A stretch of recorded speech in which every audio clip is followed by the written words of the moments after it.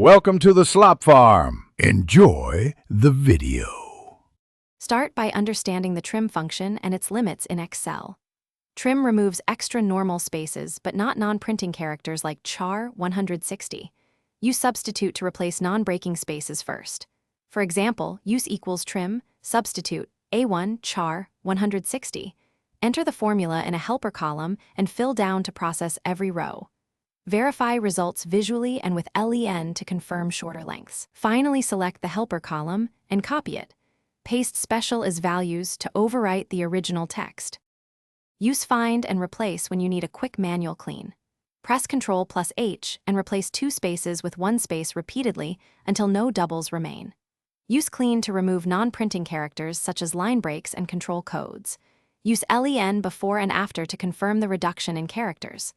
For larger datasets, use Power Query and choose Transform, Format, Trim to remove extra spaces.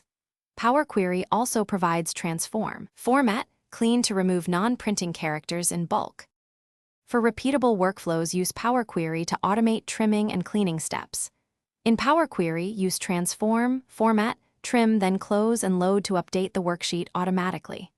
For mixed issues, use Nested Substitute and Trim to replace char 160 and line breaks. For example, nest substitute for char 160 and char 10 before trim. If you prefer macros, create a simple VBA routine to loop cells and apply trim to each value. Schedule or rerun that macro when new data arrives. Thanks for watching. Consider subscribing if we helped you today.